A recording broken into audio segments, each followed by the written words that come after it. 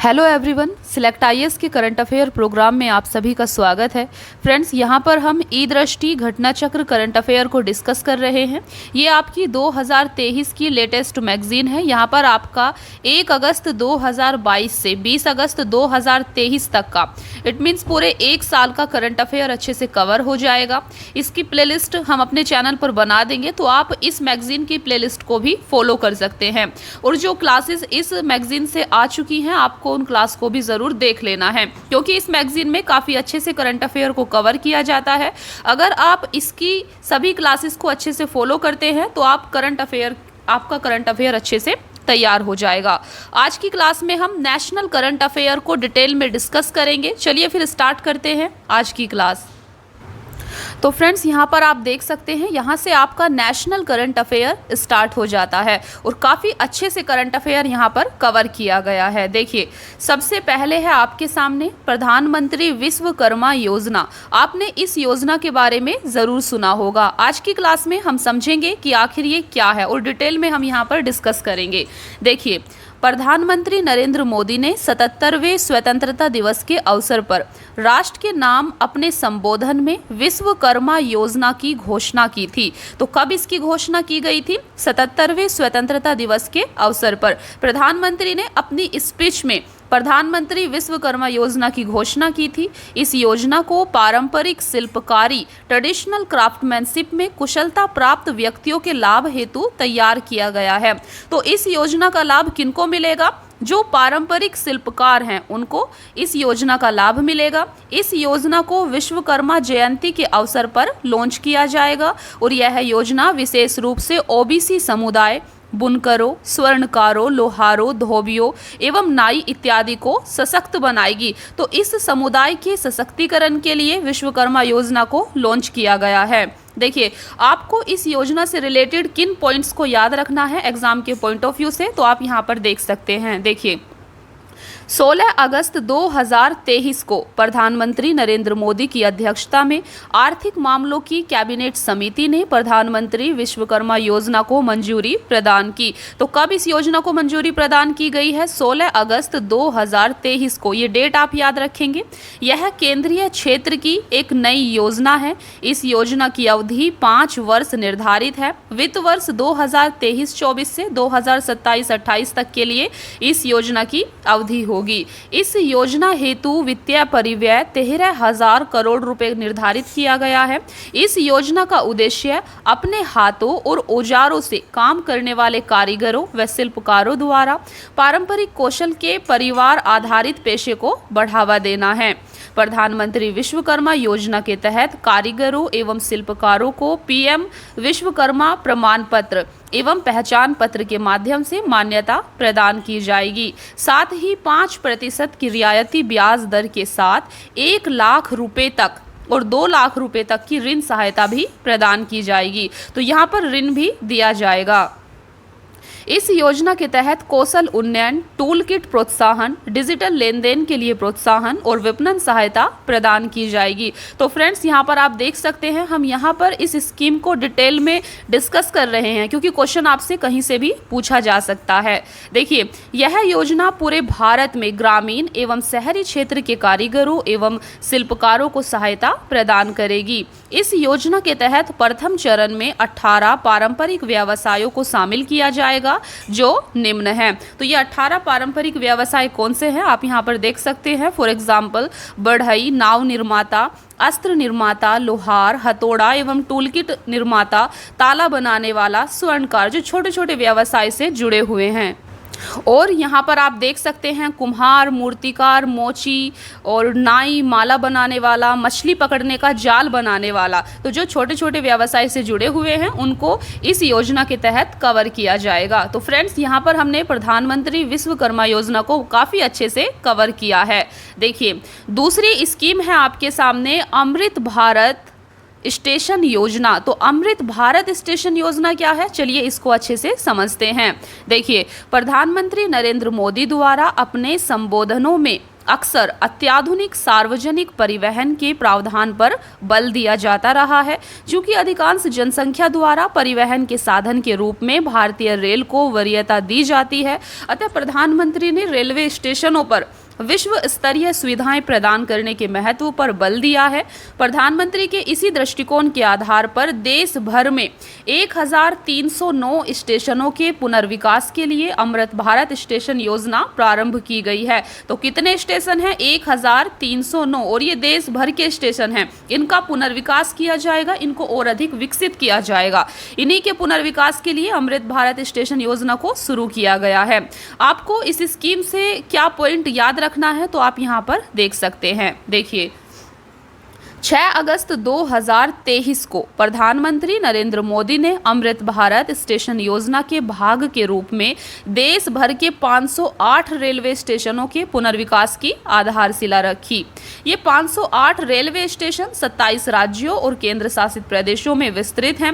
प्रमुख राज्यों में इन रेलवे स्टेशनों का वितरण निम्नवत है। तो आप देख सकते हैं यहाँ पर कौन से स्टेट से कितने रेलवे स्टेशनों को लिया गया है। जैसे कि आप देख सकते हैं, उत्तर प्रदेश से आपके 55 है, राजस्थान से 55 है, बिहार से 49 है, 49, महाराष्ट्र से 44 हैं, पश्चिम बंगाल से 37 है। तो आप यहाँ पर ये देख सकते हैं, बस एक आइडिया के लिए, इनको याद रखना उतना ज़रूरी नहीं है।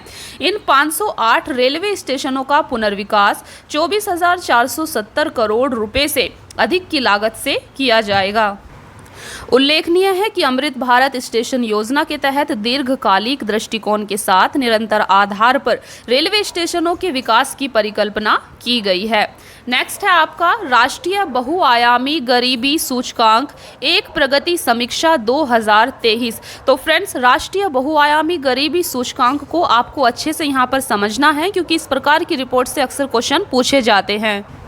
देखिए, राष्ट्रीय बहुआयामी गरीबी सूचकांक एक प्रगति समीक्षा 2023 तो यूएनडीपी द्वारा संयुक्त राष्ट्र विकास कार्यक्रम द्वारा अपनी मानव विकास रिपोर्ट सूचकांक ह्यूमन डेवलपमेंट रिपोर्ट में बहुआयामी गरीबी सूचकांक MPI multi dimensional poverty index को वर्ष 2010 से ही शामिल किया जाता रहा है। यह विश्व में सबसे व्यापक रूप से प्रयोग किया जाने वाला गैर मुद्रीय नॉन मॉनेटरी गरीबी सूचकांक है।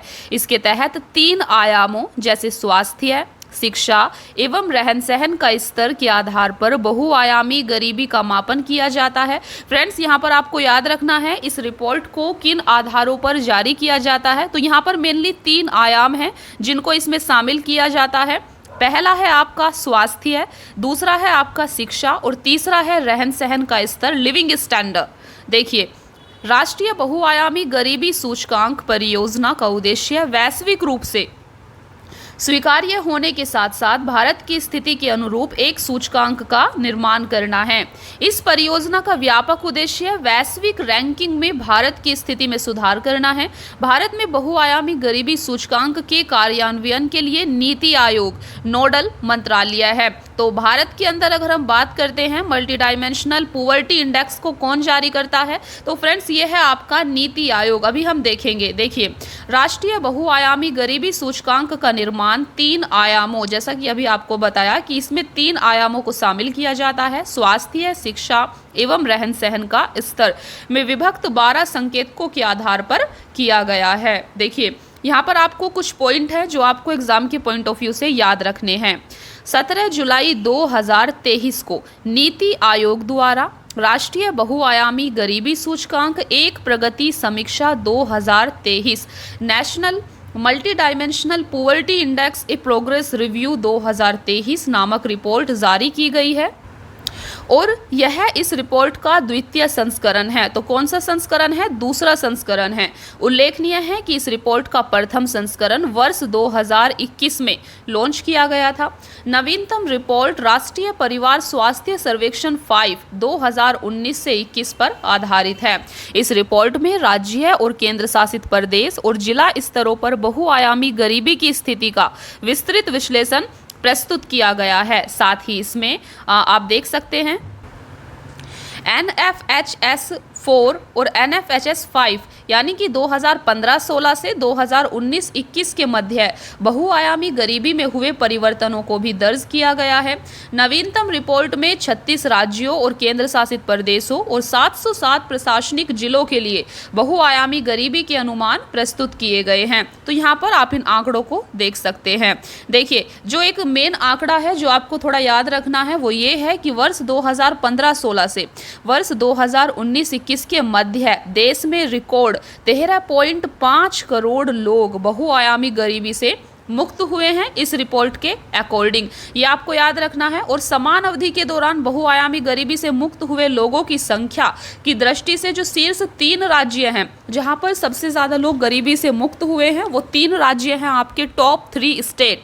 पहले नंबर पर है उत्तर प्रदेश, दूसरे नंबर पर है बिहार और तीसरे नंबर पर है मध्य प्रदेश। तो इनको आप याद रखेंगे। देखिए, वर्ष 2015-16 में भारत में बहुआयामी रूप से गरीब लोगों की संख्या 24.85% थी, जो वर्ष 2019-21 में घटकर 14.96% हो गई है। तो आपसे क्वेश्चन इस प्रकार से पूछा जा सकता है, क्या गरीबों की संख्या बढ़ी है या घटी है? तो आपको एक आइडिया होना चाहिए। पिछले साल की रिपोर्ट से तुलना करते हुए इस साल की जो रिपोर्ट आई है उसमें गरीबों की संख्या घटी है। आप देख सकते हैं 2015-16 में 24.85% थी, जो कि 2019-21 में घटकर 14.96% रह गई है। देखिए, स्पष्ट है कि भारत में बहुआयामी रूप से गरीब लोगों की संख्या में 9.89% की उल्लेखनीय कमी दर्ज की गई है। ग्रामीण क्षेत्रों में बहुआयामी गरीबी 32.59% से घटकर 19.28% हो गई है। इसी प्रकार से आप इन आंकड़ों को भी यहाँ पर देख सकते हैं। देखिए, राष्ट्रीय MPI 2023 सर्वाधिक बहुआयामी गरीबी वाले शीर्ष 5 राज्य कौन से हैं? तो आपको एक बार इनको देखना है। तो टॉप पर है आपका बिहार, देन झारखंड, मेघालय, उत्तर प्रदेश और मध्य प्रदेश। इनको आप थोड़ा क्रम से इस प्रकार से याद रखेंगे। और इसके अलावा केरल सबसे कम बहुआयामी गरीब जनसंख्या वाला राज्य है, जबकि अभी हमने कौन से राज्य देखे थे जहां पर सर्वाधिक गरीबी है। सर्वाधिक गरीबी वाले 5 राज्य हमने यहाँ पर देखे थे। तो पहले नंबर पर सबसे गरीब राज्य बिहार है, देन झारखंड, मेघालय, उत्तर प्रदेश यहाँ पर चौथे नंबर पर दिया गया है, देन मध्य प्रदेश है। और केरल एक ऐसा राज्य है जहाँ पर सबसे कम बहुआयामी गरीब जनसंख्या है। कितना है? 0.55। यहाँ पर आप देख सकते हैं। तो इस प्रकार से आपको याद रखना है। देखिए, बहुआयामी गरीब लोगों की संख्या में सबसे तेज कमी कहाँ पर दर्ज की गई है? तो उत्तर प्रदेश, बिहार, मध्य प्रदेश, ओडिशा, राजस्थान में ये कमी दर्ज की गई है। तो इस चीज़ को भी आपको ध्यान रखना है। देखिए, वर्ष 2015-16, 2019-21 के मध्य बहुआयामी गरीब जनसंख्या में कमी कहाँ पर आई है? तो वे ऐसे शीर्ष 5 राज्य अभी हमने आपको बताया, ये बिहार, मध्य प्रदेश, उत्तर प्रदेश, ओडिशा और राजस्थान हैं। नेक्स्ट है आपका वैभव फेलोशिप योजना। तो वैभव फेलोशिप योजना क्या है, चलिए इसको समझते हैं। अक्टूबर 2020 में भारत सरकार द्वारा वैश्विक भारतीय वैज्ञानिक वैभव, देखिए वैभव की फुल फॉर्म क्या है, आप इस चीज को भी यहाँ पर देख सकते हैं। तो वैभव की फुल फॉर्म है वैश्विक भारतीय वैज्ञानिक शिखर सम्मेलन का आयोजन किया गया था। यह प्रवासी एवं निवासी भारतीय शोधकर्ताओं एवं शिक्षाविदों का एक आभासी सम्मेलन था। इसी क्रम में 28 फरवरी 2023 राष्ट्रीय विज्ञान दिवस के अवसर पर 28 फरवरी को आपका राष्ट्रीय विज्ञान दिवस मनाया जाता है। तो इस प्रकार से भी आपको पॉइंट को याद करते जाना है। तो राष्ट्रीय विज्ञान दिवस के अवसर पर भारतीय प्रवासियों के लिए वैभव फेलोशिप योजना का शुभारंभ किया गया था। किनके लिए हुआ था? भारतीय प्रवासियों के लिए हुआ था। इस योजना की शुरुआत केंद्रीय विज्ञान एवं प्रौद्योगिकी मंत्रालय द्वारा की गई है। क्या पॉइंट्स हैं जो आपको याद रखना है? तो आपको याद रखना है कि भारत सरकार ने वैभव कार्यक्रम को लागू करने हेतु 15 जून 2023 को वैभव फेलोशिप कॉल 2023 की घोषणा की है। इस कार्यक्रम के क्रियान्वयन हेतु विज्ञान और प्रौद्योगिकी विभाग नोडल एजेंसी है। यह फेलोशिप भारतीय मूल के उत्कृष्ट वैज्ञानिकों और प्रौद्योगिकीविदों को प्रदान की जाएगी जो अपने संबंधित देशों में अनुसंधान गतिविधियों में संलग्न हैं। तो आपको याद रखना है इसका उद्देश्य क्या है। वैभव फेलोशिप का उद्देश्य भारत के उच्च शिक्षा एवं वैज्ञानिक संस्थानों के अनुसंधान पारितंत्र रिसर्च इकोसिस्टम में सुधार करना है। चयनित वैभव फेलो को पहचाने गए 18 ज्ञान कार्य क्षेत्रों में काम करने हेतु आमंत्रित किया जाएगा, जिनमें प्रमुख कार्य क्षेत्र निम्नलिखित हैं। आप देख सकते हैं कौन कौन से क्षेत्र हैं। तो क्वांटम प्रौद्योगिकी है, क्वांटम टेक्नोलॉजी, कृत्रिम बुद्धिमत्ता, आर्टिफिशियल इंटेलिजेंस और मशीन लर्निंग है, कंप्यूटेशनल विज्ञान है, डाटा विज्ञान, फोटोनिक्स, ऊर्जा। तो ये सारे क्षेत्र हैं जहां पर इनसे काम कराया जाएगा। वैभव फेलो सहयोग हेतु एक भारतीय संस्थान की पहचान करेंगे और एक वर्ष में 2 माह एवं अधिकतम 3 वर्षों तक उस संस्थान से संबंधित रह सकते हैं। वैभव फेलो अपने भारतीय समकक्षों के साथ विज्ञान एवं प्रौद्योगिकी के अत्याधुनिक क्षेत्रों में उस संस्थान में अनुसंधान गतिविधियां प्रारंभ करने में मदद करेंगे जिससे वह संबंधित है। नेक्स्ट है आपका माहिर। देखिए ये एक आपकी नई योजना है माहिर। तो माहिर की यहाँ पर फुल फॉर्म क्या होती है? देखिए mission on advanced and high impact research. तो ये इसकी फुल फॉर्म है, आपको इसकी फुल फॉर्म भी याद रखनी है।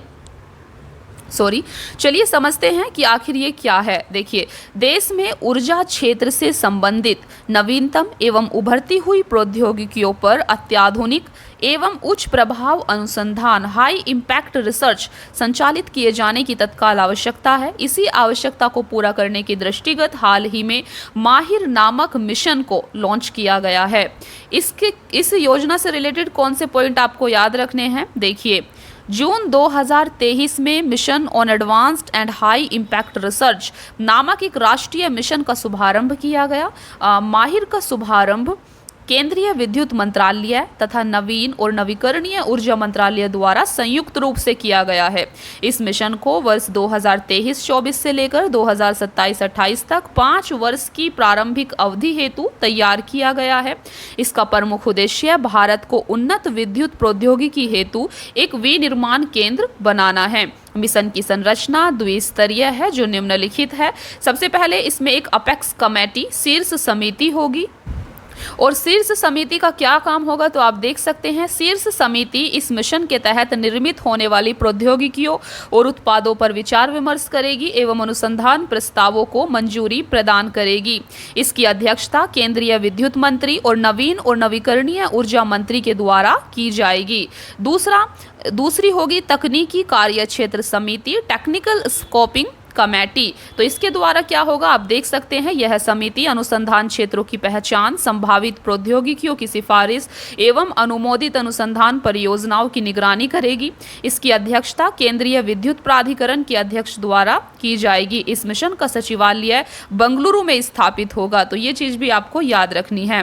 फ्रेंड्स नेक्स्ट है आपका राज्य खाद्य सुरक्षा सूचकांक 2022-23। तो ये भी आपके एग्जाम के पॉइंट ऑफ व्यू से काफ़ी इंपॉर्टेंट है। चलिए इसको समझते हैं। देखिए राज्य खाद्य सुरक्षा सूचकांक को भारतीय खाद्य संरक्षा और मानव प्राधिकरण food safety and standards authority of India फांसी, इसको आप फांसी भी बोल सकते हैं, तो फांसी द्वारा प्रति वर्ष जारी किया जाता है। सबसे पहले तो आपको ये पता होना चाहिए कि इस इंडेक्स को किसके द्वारा जारी किया जाता है। तो इसको फांसी की फुल फॉर्म क्या होती है? Food safety and standards authority of India. तो इसके द्वारा प्रतिवर्ष इसको जारी किया जाता है। इस सूचकांक का प्रथम संस्करण वर्ष 2019 में विश्व खाद्य सुरक्षा दिवस 7 जून के अवसर पर जारी किया गया था। 7 जून को आपका विश्व खाद्य सुरक्षा दिवस भी मनाया जाता है और इसका पहला संस्करण 2019 में ही जारी किया गया था। इस सूचकांक का उद्देश्य खाद्य सुरक्षा के विभिन्न मानदंडों पर राज्यों और केंद्र शासित प्रदेशों के प्रदर्शन का मापन करना है। चलिए बात करते हैं कुछ पॉइंट्स की जो आपको याद रखना है। 7 जून 2023 को केंद्रीय स्वास्थ्य एवं परिवार कल्याण मंत्री डॉक्टर मनसुख मांडविया द्वारा स्टेट फूड सेफ्टी इंडेक्स 2022-23 जारी किया गया। यह इस सूचकांक का 5वां संस्करण है। तो कौन सा संस्करण है? 5वां संस्करण है। यहाँ पर आपको इन स्टेट के नाम याद रखने होंगे। कुल प्राप्तांकों के आधार पर शीर्ष 5 बड़े राज्य, तो टॉप 5 बड़े स्टेट कौन से हैं? तो आप यहाँ पर देख सकते हैं पहले नंबर पर केरल है जिसको कुल अंक कितने मिले हैं? 63। दूसरे नंबर पर पंजाब है, तीसरे नंबर पर तमिलनाडु है, चौथे नंबर पर मध्य प्रदेश है और 5वें नंबर पर आपका उत्तर प्रदेश है 52.5 अंक के साथ। बड़े राज्यों में बिहार 19वें स्थान पर है। कुल प्राप्तांकों के आधार पर शीर्ष 5 छोटे राज्य आप यहाँ पर देख सकते हैं। पहला आपका गोवा है, ये छोटे राज्य हैं। दूसरा आपका मणिपुर है, तीसरा सिक्किम है, चौथा मेघालय है और पांचवा नागालैंड है। छोटे राज्यों की श्रेणी में कुल 14.5 अंकों के साथ मिजोरम अंतिम स्थान पर है। कुल प्राप्तांकों के आधार पर यहाँ पर आप शीर्ष 3 केंद्र शासित प्रदेश देख सकते हैं। पहले नंबर पर जम्मू और कश्मीर है, दूसरे नंबर पर दिल्ली है, तीसरे नंबर पर चंडीगढ़ है और इस श्रेणी में लक्षद्वीप कुल अंक जिसके 4 हैं अंतिम स्थान पर हैं। तो इन पॉइंट्स को आपको याद रखना है। नेक्स्ट है आपका निष्पादन ग्रेडिंग सूचकांक 2.0 2021-22 राज्य एवं संघ राज्य क्षेत्र के बारे में हम यहाँ पर देखेंगे। चलिए इसको समझते हैं। देखिए, स्कूल शिक्षा और साक्षरता विभाग ने स्कूल शिक्षा के क्षेत्र में परिवर्तनकारी बदलाव को उत्प्रेरित करने के उद्देश्य से निष्पादन ग्रेडिंग सूचकांक PGI परफॉर्मेंस ग्रेडिंग इंडेक्स को डिजाइन किया है। राज्यों और केंद्र शासित प्रदेशों के लिए यह सूचकांक सर्वप्रथम वर्ष 2019 में प्रकाशित किया गया था। तो पहली बार इस इंडेक्स को कब पब्लिश किया गया था? 2019 में। देखिए, PGI परफॉर्मेंस ग्रेडिंग इंडेक्स राज्य और संघ राज्य क्षेत्र के प्रथम संस्करण के जारी होने के बाद से अब तक इसमें शामिल कई संकेतक, कई इंडिकेटर्स समाप्त एवं निरर्थक हो चुके हैं। अतः वर्ष 2021-22 के लिए PGI राज्य और संघ राज्य क्षेत्र की संरचना को संशोधित किया गया है और इसका पुनर्नामकरण PGI 2.0 के रूप में किया गया है। ये इसका पुनर्नामकरण हुआ है PGI 2.0। इससे रिलेटेड कुछ इंपॉर्टेंट पॉइंट्स को देखते हैं। देखिए, PGI 2.0 के तहत राज्यों और केंद्र शासित प्रदेशों को रैंकिंग के बजाय ग्रेडिंग प्रदान की गई है। ये पॉइंट आपको याद रखना है। PGI 2.0 के तहत राज्यों और केंद्र शासित प्रदेशों को रैंकिंग के बजाय ग्रेडिंग प्रदान की जाएगी। PGI 2.0 के तहत राज्यों और केंद्र शासित प्रदेशों को 10 ग्रेडों में विभक्त किया गया है। आप देख सकते हैं। उच्चतम ग्रेड, सबसे पहला क्या है? उच्चतम ग्रेड, जिसको दक्ष भी कहा जाता है। उच्चतम ग्रेड दक्ष है, जो कुल 1000 अंकों में से 940 से अधिक अंक प्राप्त करने वाले राज्यों और केंद्र शासित प्रदेशों को दी जाएगी। देन है न्यूनतम ग्रेड, जिसको आकांक्षी 3 भी बोलते हैं, जो 460 तक अंक प्राप्त करने वाले राज्यों और केंद्र शासित प्रदेशों को प्रदान की जाएगी। PGI 2.0 में किसी भी राज्य या केंद्र शासित प्रदेश को उच्चतम ग्रेड दक्ष प्राप्त नहीं हो सकता है। फ्रेंड्स, नेक्स्ट है आपका NIRF इंडिया रैंकिंग्स 2023। चलिए इसको समझते हैं। केंद्रीय शिक्षा मंत्रालय के अंतर्गत national institutional ranking framework NIRF की फुल फॉर्म भी आपको याद रखनी है। नेशनल इंस्टीट्यूशनल रैंकिंग फ्रेमवर्क की शुरुआत 29 सितंबर 2015 को की गई थी। NIRF देश भर में उच्च शिक्षा संस्थानों को रैंकिंग प्रदान करने के लिए एक कार्य प्रणाली की रूपरेखा तैयार करता है। ध्यातव्य है कि इंडिया रैंकिंग्स का प्रथम संस्करण अप्रैल 2016 में जारी हुआ था। यह भी आपको याद रखना है। इसका प्रथम संस्करण कब जारी हुआ था? अप्रैल 2016 में। चलिए कुछ पॉइंट्स की बात करते हैं। 5 जून 2023 को केंद्रीय शिक्षा मंत्रालय ने नेशनल इंस्टीट्यूशनल रैंकिंग फ्रेमवर्क के अंतर्गत देश में उच्च शिक्षण संस्थानों की इंडिया रैंकिंग्स 2023 जारी की है। यह इंडिया रैंकिंग्स का 8वां संस्करण है। इसमें निम्न 5 श्रेणियों के अंतर्गत उच्च शिक्षण संस्थानों की रैंकिंग जारी की गई है। यहाँ पर आप देख सकते हैं। सबसे पहले है आपका समग्र, ओवरऑल, कॉलेजेस, विश्वविद्यालय, अनुसंधान संस्थान और नवाचार। इन सब क्षेत्रों में इनको रैंकिंग प्रदान की गई है। साथ ही कुल 8 विभिन्न विषयों में भी संस्थानों को रैंक प्रदान की गई है। इंडिया रैंकिंग्स 2023 में पिछले संस्करण की तुलना में निम्न 3 विशिष्ट बदलाव किए गए हैं। तो 3 विशिष्ट बदलाव क्या हुए हैं, चलिए इसको देखते हैं। सबसे पहले है आपके सामने कृषि एवं संबंधित क्षेत्र नामक एक नए विषय को शामिल किया गया है। नवाचार श्रेणी में रैंकिंग प्रथम बार जारी की गई है। वास्तुकला नामक विषय के दायरे में विस्तार किया गया है। ये 3 पॉइंट आपको जरूर याद रखने हैं क्योंकि ये नए ऐड किए गए हैं। देन समग्र श्रेणी ओवरऑल कैटेगरी में लगातार 5वें वर्ष भारतीय प्रौद्योगिकी संस्थान मद्रास IIT मद्रास को प्रथम स्थान प्राप्त हुआ है। और इस रैंकिंग में प्रथम स्थान पर कौन है? तो ये है आपका IIT मद्रास।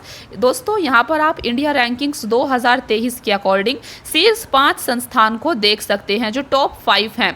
सबसे पहले नंबर पर है आपका IIT मद्रास, शहर चेन्नई में है ये। 86.69 स्कोर इसको मिला है। देन आपका भारतीय विज्ञान संस्थान है जो कि बंगलुरु में है। तीसरा भारतीय प्रौद्योगिकी संस्थान दिल्ली है। चौथा आपका IIT बॉम्बे है। पांचवा IIT कानपुर है। इंडिया रैंकिंग्स 2023 में समग्र श्रेणी में शीर्ष 10 में उत्तर प्रदेश के केवल एक संस्थान IIT कानपुर जो कि 5वें स्थान पर है को स्थान प्राप्त हुआ है। तो उत्तर प्रदेश से IIT कानपुर को चुना गया है। समग्र श्रेणी में बिहार स्थित IIT पटना को 66वीं रैंक प्राप्त हुई है। तो ये पॉइंट्स भी आप याद रख सकते हैं। चलिए देखिए, भारतीय विज्ञान संस्थान बंगलुरु जो कि कर्नाटक में है को विश्वविद्यालय श्रेणी में शीर्ष स्थान प्राप्त हुआ है। विश्वविद्यालय श्रेणी में डॉक्टर राजेंद्र प्रसाद केंद्रीय कृषि विश्वविद्यालय समस्तीपुर बिहार को रैंक बैंड 151 200 में स्थान प्राप्त हुआ है।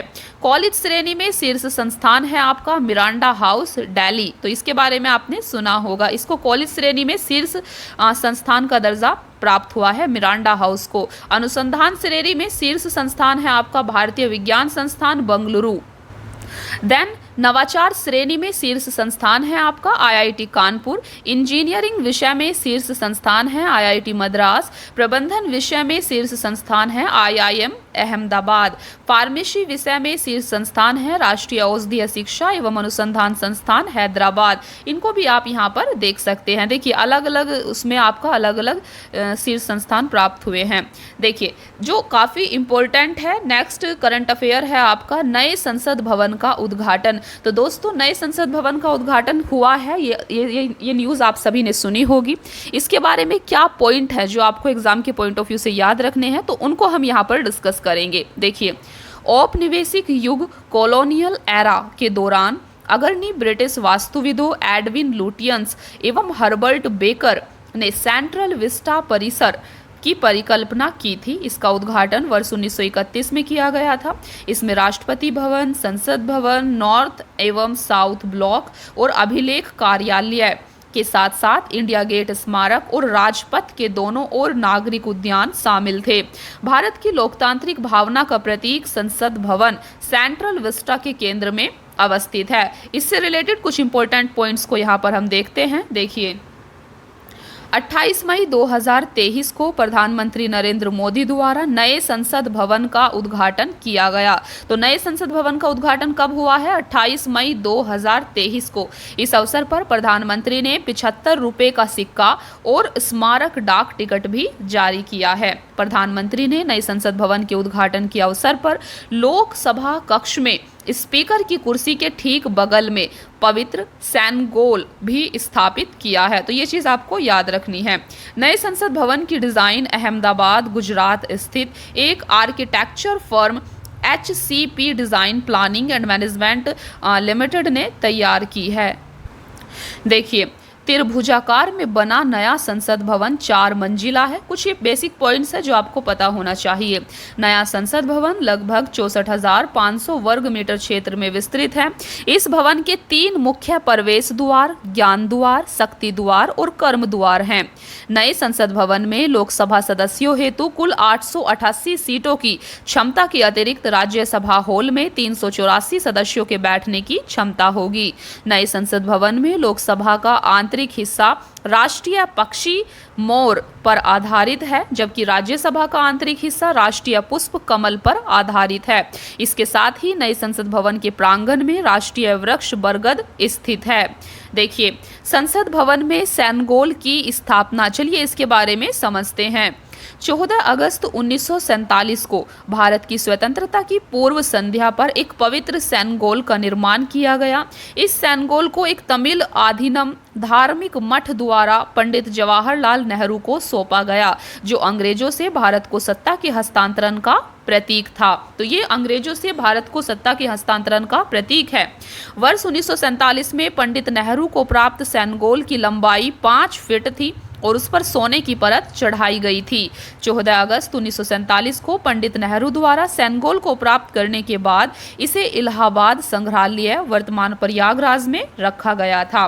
28 मई 2023 को प्रधानमंत्री द्वारा नए संसद भवन के उद्घाटन के अवसर पर लोकसभा अध्यक्ष के आसन के समीप ऐतिहासिक स्वर्ण राजदंड सेनगोल की स्थापना की गई है। फ्रेंड्स, अगर आपको समझ में नहीं आ रहा है कि सेनगोल आखिर ये है क्या, तो आप इसको गूगल पर सर्च करना और इसकी इमेज को आप जरूर देखना। देखिए, वर्ष 1947 के उसी सेनगोल को प्रधानमंत्री द्वारा नए संसद भवन में स्थापित किया गया है।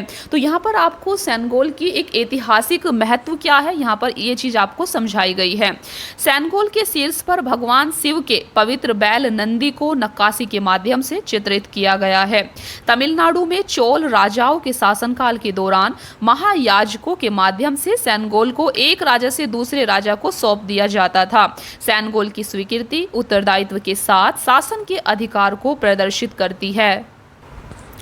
तो फ्रेंड्स, ये था आपका नए संसद भवन का उद्घाटन।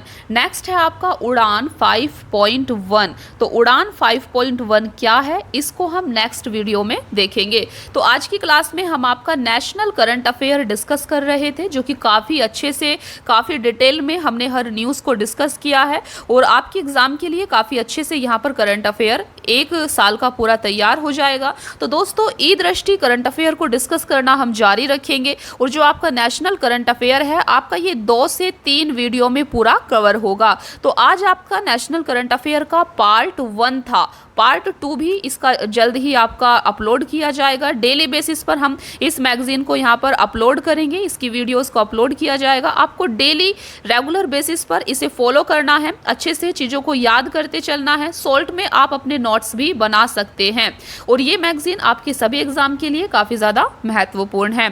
फ्रेंड्स, अगर आप इस चैनल पर नए हैं तो आपको चैनल को सब्सक्राइब ज़रूर कर लेना है और लाइक करना है, कमेंट करना है। Thank you so much friends. Keep watching. Please like, share and subscribe. Thank you.